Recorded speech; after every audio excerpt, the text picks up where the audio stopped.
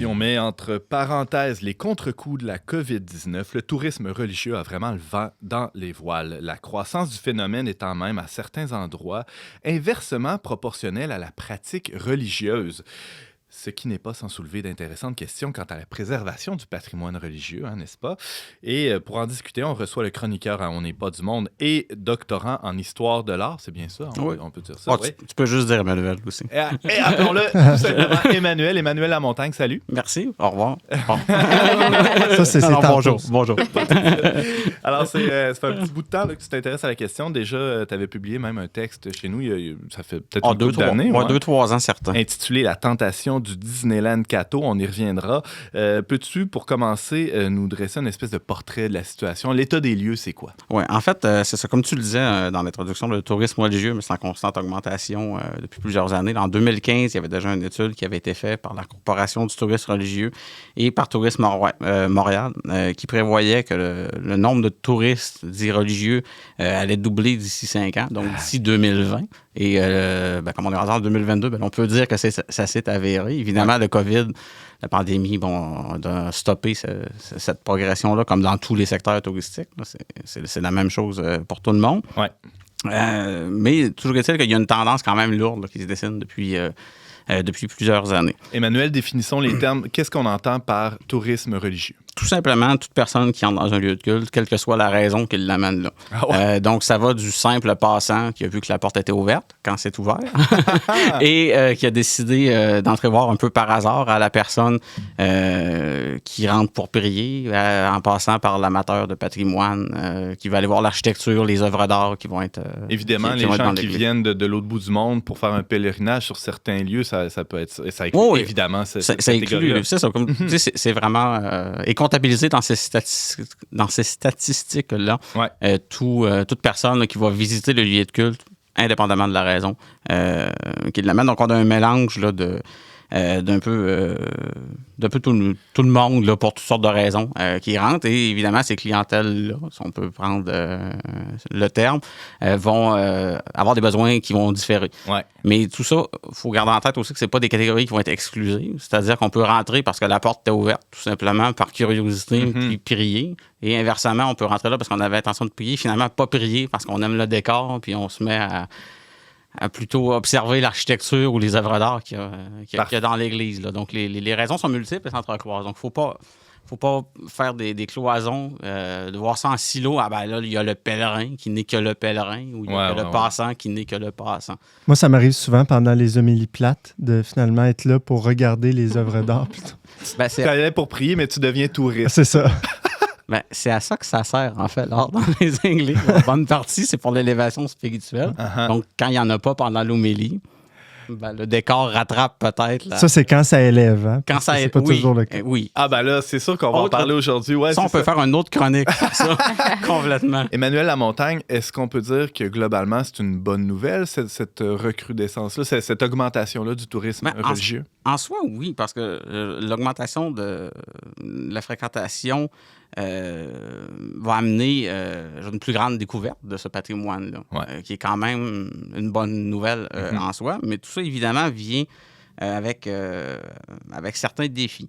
Il faut dire aussi que l'augmentation, pour nuancer un peu le propos, là, est surtout concentrée dans les sanctuaires majeurs. Donc, au Québec, là, on pense à Sainte-Anne-de-Beaupré, l'Oratoire Saint-Joseph, Cap de la Madeleine, Basilique de Québec, Notre-Dame à Montréal. Donc, les endroits où il y a souvent urbains, il y a plus de touristes, surtout de touristes étrangers, et qui vont être aussi des lieux de pèlerinage dans certains cas, là, comme par exemple comme Beaupré ou le Cap de la Madeleine, mais c'est pas uniquement non plus dans les grands sanctuaires. Il y a aussi des petites églises patrimoniales dans les villages. Oui, c'est ça, exactement. Donc, on voit là, depuis une couple d'années, il y a une tendance à vouloir ouvrir les églises, plutôt, surtout pendant la période des festivals, là, de mai à septembre. Je pense par exemple là, les églises le long de la 138, entre Cap-Santé et Trois-Rivières, qui vont tous être ouvertes. Pendant l'été, il y a des guides à chaque endroit, ou Saint-Charles-Borromée ou Trait-Carré à Charlebourg, ici à Québec. qui est ma paroisse. On salue les gens de Charlebourg. qui est ouverte tout l'été, même si c'est loin d'être un centre touristique là, dans la ville de Québec. Là, c'est excentré vers le nord. Bon, là, on le pressent, là, tout cet afflux-là de visiteurs, ça soulève d'importants défis. Tu disais, bon, il n'y a pas de catégorie fixe. Là, c'est des fois, les intentions du touriste sont modulables. Mais il y a quand même des défis, juste par le nombre de personnes qui fréquentent le lieu en même temps, ça soulève des questions aussi. Comment on aménage ces lieux-là? C'est un peu là-dessus que tu t'es penché, Oui, Manuel. c'est ça. En fait, le premier des défis va être financier, en fait, pour les paroisses. C'est-à-dire que pour ouvrir, il faut qu'on paye un guide ou un gardien de sécurité. Il y a le choix, est-ce qu'on a un guide touristique ou simplement un gardien qui va surveiller que personne ne part avec les tableaux, là? Les assurances l'obligent. Hein? Ça, je tiens à le dire. C'est pour ça que pendant très longtemps, il y a beaucoup de paroisses, les églises ont été fermées. C'est que les assurances obligent à ce qu'il y ait une surveillance par rapport à la protection pour le vol. Ouais. Donc, en partant, il y a le pari de la rentabilité. C'est-à-dire que si on paie quelqu'un, il faut au moins qu'on ait des revenus qui couvre au minimum la dépense, idéalement qu'il l'excède, pour aller chercher un revenu pour la paroisse là, qui peut servir à faire la catéchèse ou réparer le toit. Là, peu importe, ou les deux. Dans le deux, mondes, c'est ça, dans le meilleur des mondes, les deux. Donc, ça, c'est plus facile, évidemment, pour les sanctuaires nationaux, parce qu'il y a plus de monde. Les autobus de touristes qui vont arriver dans un petit village sont plus rares qu'à Sainte-Anne ou à Cap-de-la-Madeleine. Exactement, c'est ça. Donc, c'est ça. Fait que ce tourisme-là, il y a des sources de revenus qui en proviennent de toutes sortes de manières, c'est-à-dire contribution volontaire, des gens qui vont mettre des dons dans les troncs, par exemple, la vente de lampions, de souvenirs. Donc, mais c'est pas une panacée, par exemple, parce qu'il y a bien des gens qui mettront rien, qui vont simplement entrer, l'église est ouverte, donc ils vont visiter l'église puis ils repartent. Est-ce que, je pose la question, peut-être que tu t'es pas attardé à ça, mais est-ce qu'on a des données sur c'est quoi le don moyen, le pourcentage de gens qui donnent ou donnent pas? Est-ce que, par exemple, les corporations de patrimoine religieux ont accès à ces données-là? Je dirais que c'est des données qui vont être plutôt dans les paroisses, qui ne seront pas nécessairement partagées. Au niveau de la corporation, je ne pourrais pas dire. Ça, je n'ai pas cette information-là. Je ne peux pas te la donner. Évidemment, tous les paroisses ont ces données-là, par exemple. Peut-être pas pour le don moyen, là, mais au moins de ce que ça rapporte, disons, d'ouvrir une fin de semaine ou de ne pas ouvrir. Ou pas là, de quel montant qu'on va être capable d'aller chercher. Justement, il y a une des solutions simplistes qui pourrait être de dire on va charger un droit d'entrée pour visiter l'église. On va s'assurer que 100% des gens qui rentrent payent. Donc, on va charger, je sais pas, 5 $ à la porte, une pièce à la porte, peu importe. Mais c'est pas une fausse bonne idée, ça? James, qui est paumé, là, qui voulait passer par là, puis juste rentrer prier, il va se buter à une... Il me regarde avec des couteaux des yeux. C'est sûr que... C'est pour ça que je dis que c'est un peu une solution simpliste. Parce que là, on va arriver avec d'autres problèmes, si on fait ça. L'expérience a été tentée à certains endroits. Je pense à Notre-Dame-des-Victoires, ici à Québec, dans l'église à Place-Royale. Là. Ça a été tenté il y a 5 ou 6 ans de ça. Ils chargeaient 1 $ à la porte pour entrer. Bon. Ce qui n'est pas la mer à boire. Je pense que c'est encore abordable même pour James. Donc, il répond pas. Je dis rien parce que honnêtement, c'est une situation qui me frustrait beaucoup. D'arriver à pas pouvoir visiter des lieux de culte. Mais tu as aussi travaillé pour les calèches là, dans le Vieux-Québec. Tu avais peut-être les rétroactions des touristes là, face à ce genre de mesures-là? Ou à Québec, ça n'arrivait pas tellement. Là, tu vois, tu parles d'un tram de Victoire. Moi, je ne savais pas. Là. Moi, je me souviens être allée pour prier. Puis là, j'étais comme, quoi? Comment ça qu'ils me chargent 1 $? Mais il y avait on pouvait aller sur le côté. Il y avait un espace. Une espèce d'allée de prière. Mais on restait à l'arrière quand même. Mais en Europe, c'est très commun. Hein? Oui, c'est ça. Il y a une question de culture dans ça. Je sais qu'à Notre-Dame, à Montréal, c'est comme ça depuis des années. Ça semble fonctionner. Ici, à Québec, ça a été un échec lamentable.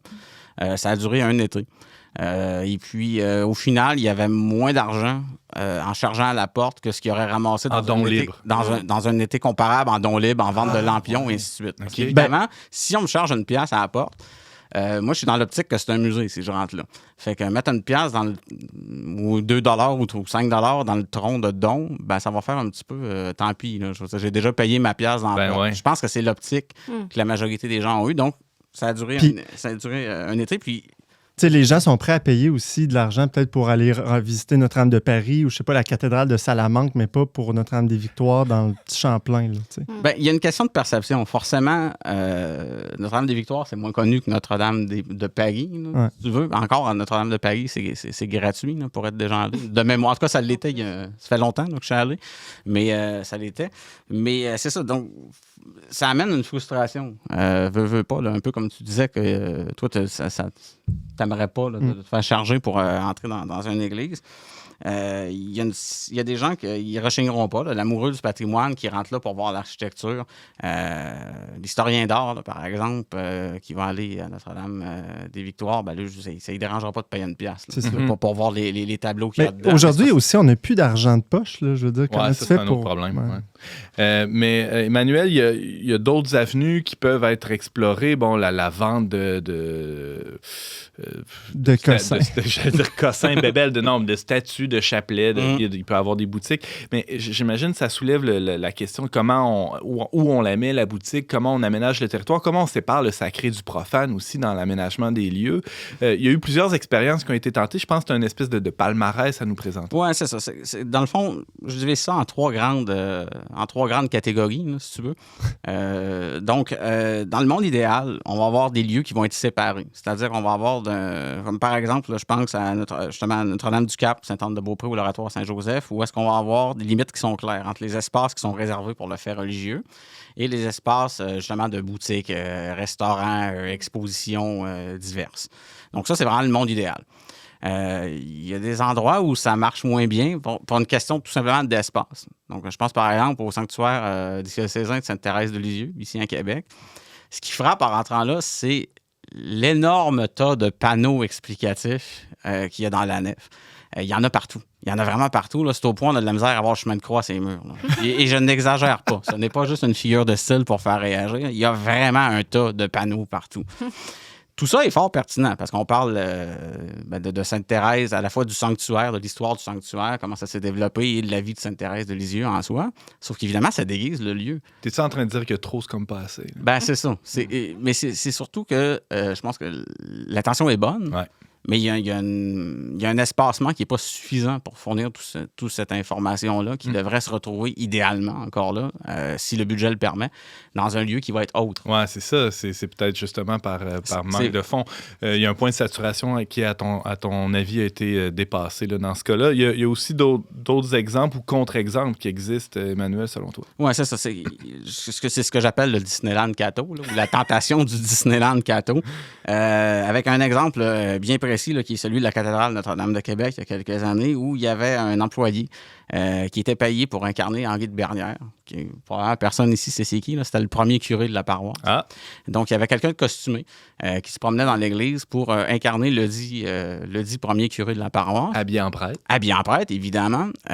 Donc, ça, on appelle ça du reenactment. Là. C'est une technique muséale qui a fait ses preuves, là, qui est fort populaire, surtout aux États-Unis, en fait en Amérique du Nord, là, je devrais dire, qu'on pense à tous les villages d'antan qu'il y a un peu partout. Ouais. C'est ça le principe. Sauf que dans une église, quand on croise un prêtre, en général, on s'attend à ce que ça soit un vrai prêtre, pas un comédien. Ironiquement, souvent, il n'y a pas de vrai prêtre. Donc, ce que ça amène comme situation, c'est que la personne qui est habillée en comédien va se faire demander de bénir les chapelets qui ont été vendus à la boutique. Moi, j'aimerais ça avoir une confession. Il y a toutes sortes de situations, ce qui fait que il y a un mélange des genres qui est vraiment pas souhaitable. Petit message envoyé au prêtre.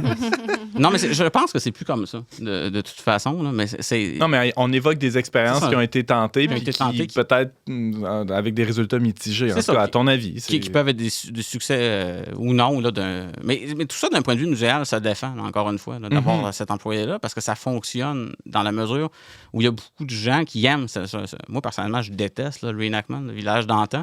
Mais là, mon problème, c'est avec la confusion des genres. Là. C'est ça. Mais il y a beaucoup de gens qui aiment ça. Donc ça peut fonctionner. Puis c'est une idée qui va se défendre. Là. Si au niveau de la portion musée du lieu, ça convient, pour ce qui est du lieu de culte, ben là, c'est là que ça pose peut-être problème. C'est peut-être de l'avoir dans la nef, le problème. Parce que s'il y a, le musée, ben là, c'est clair que ce ne sera pas le prêtre là, comme tel. Évidemment, l'employé va le dire la plupart du temps, mais ça aussi, ça amène, ça amène la frustration. Ça aussi, là. C'est bon. Hey, c'est tout le temps qu'on avait, Emmanuel, mais déjà, on a planifié une suite à ça. J'ai très hâte, évidemment. On parlera aussi des différents objets qui sont vendus ici et là en lien avec le comment je avec la muséification. Ouais, c'est ça. On va y aller de même. C'est ça. Donc, la prochaine chronique à suivre. Sur ce sujet. Merci, Emmanuel Lamontagne. On peut lire ton texte « La tentation du Disneyland Cato ». C'est sur le-verbe.com. À très bientôt. Merci.